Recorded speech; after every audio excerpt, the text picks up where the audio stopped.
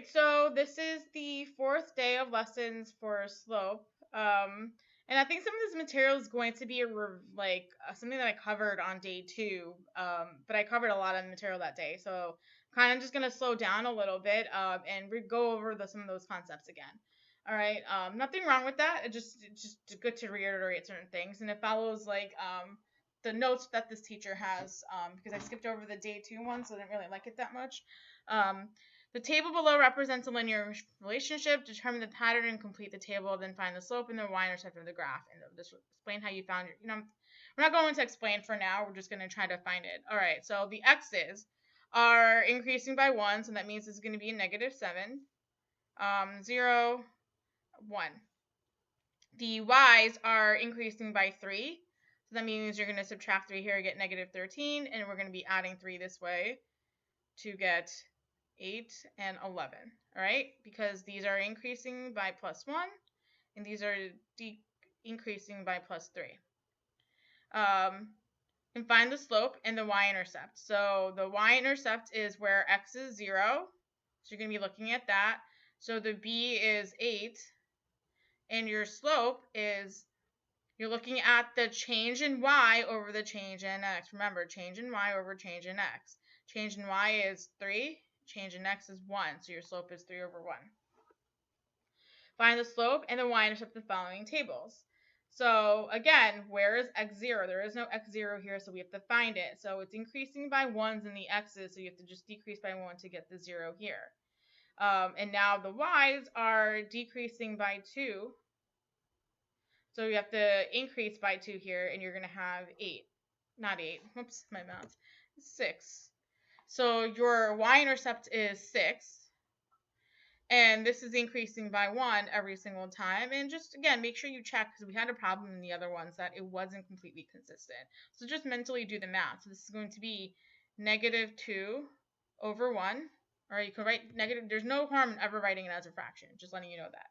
So now the equation is just going to be y equals -2x plus 6. Remember, m and b. M and b. And y equals mx plus b. Over here, we don't have an x equals 0, so we have to find one. So this is increasing by 2. Increasing by 2 here. All right, so now we have to decrease by 1 to get 0. So just I'm going to keep that in mind. We are decreasing by 1 here. So that means it's half of that. I'm going to talk about what that means in terms of the y. So over here, it's increasing by 4. All the way through. And what that means is because we cut this in half going backwards, over here we have to cut this in half going backwards this way. So instead of subtracting 4, you're going to be subtracting 2. So you're going to end up getting -1. Does that make sense? It's not a consistent rate that you're changing here. This is increasing by 2s, but in order to get the y-intercept, you need to go the other way in a different number. So you have to just take that into consideration. So your y-intercept is -1. And your slope, so let's just look at the change in y. Over here, change in y is 4. Change in x is 2. So it's just going to be 2. So y equals, slope is 2. So 2x minus 1. If you want, you can pause the video now and try them on your own, but I'm going to continue and I'm actually going to go through the problems, all right? So now there is no x equals 0, so you're adding 2, adding 2, adding 2, adding 2. That means you need to subtract 2 to get to 2, and then you need another row, so you subtract another 2 to get to 0. This time, if you're looking at the patterns for y, it's adding 1, adding 1, adding 1, adding 1. So we know that we need to hop over. So subtracting 1. Whoops.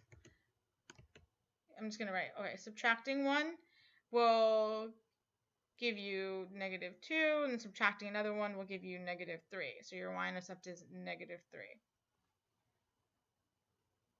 Okay, And your slope now, let's just look at the positive slope, is changing y, which is 1 over 2. So your slope is 1/2. So y equals 1/2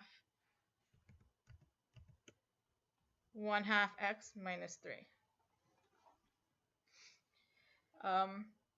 Again, there's no x equals 0, and we're just going to find the pattern first. Plus 1 plus 2 plus 3 plus 2. So this is why it's good to check. A lot of the other things, it was consistent. Now this is minus 1, minus 2, minus 3, minus 2. So there is a pattern that's happening. We'll talk about that. But we need to find the y-intercept first. So subtract 1, you're going to have 0, which is what we're trying to get to. And because we're subtracting 1 this way, you're going to have to add 1 this way to get to 2. So your y-intercept is 2. And now your slope. So let's just, it's negative 1 over 1 is negative 1. Negative 2 over 2 is negative 1. Negative 3 over 3 is negative 1. The slope is consistent. Even if we do it this way, 1 over negative 1 is still negative 1. So your slope is negative 1. So y equals negative 1x plus 2. And no, you don't need to write the 1. You can just do y equals negative x plus 2. Find the slope and the y-intercept of the line. And we did this in a prior lesson. I think this is actually from a graph, is sometimes from then over, if a table doesn't have a value of the y-intercept, the table takes longer than the actual graph does. The graph is pretty straightforward. So the slope, so when you're doing it left to right, draw a triangle. When you're like, I like to make sure that I draw triangles where I'm going up or down first. So if you go up, you're not going to be able to draw a triangle. So I'm going to go like this and just draw a triangle. So now you're going down 2 and to the right 1, 2, 3, 4, 5, 6. So your slope is negative 2 over 6, which is going to be negative 1/3. Y-intercept, so that is negative 1, negative 2, negative 3, negative 4. This is the one that you're looking for, negative 4. So that's negative 4. So your equation is y equals negative 1/3 x minus 4. It doesn't matter where you write the negative. You can go with the numerator, go with the denominator, you can go in the middle. It doesn't matter. Let's do the same thing. So let's go up or down first. You go up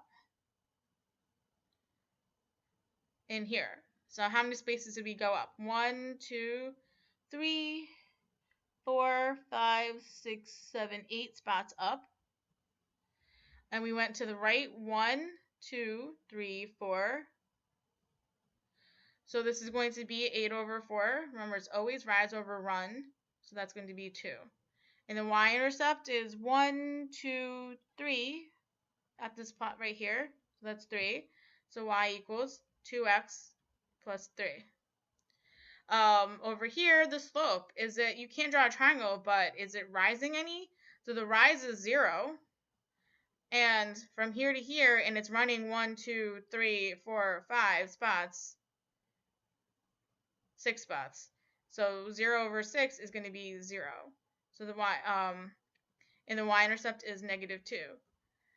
So your equation is y equals 0x minus 2, or you can even write this as y equals negative 2. And when you have a horizontal linear graph, you're going to have a 0 slope. And that always happens. Like, think of like walking on the ground. That's a 0 slope, okay? 0 degrees slope. So think of things like in more context in real world when it comes to that. So because it's a 0 slope, you don't even need to involve the x into the mix, and it's just going to be a flat line where the value of negative 2 is x for y in every single point on this graph. So what that means is that you have that point over there. It's going to be 1, 2, 3, 4, 5, 6, negative 2. Every single point on this line is going to have a y value of negative 2. That's why it's just saying y equals negative 2. The x values can change, but it won't matter because you're multiplying it to 0. And that is the day 4 lesson for slopes. Bye.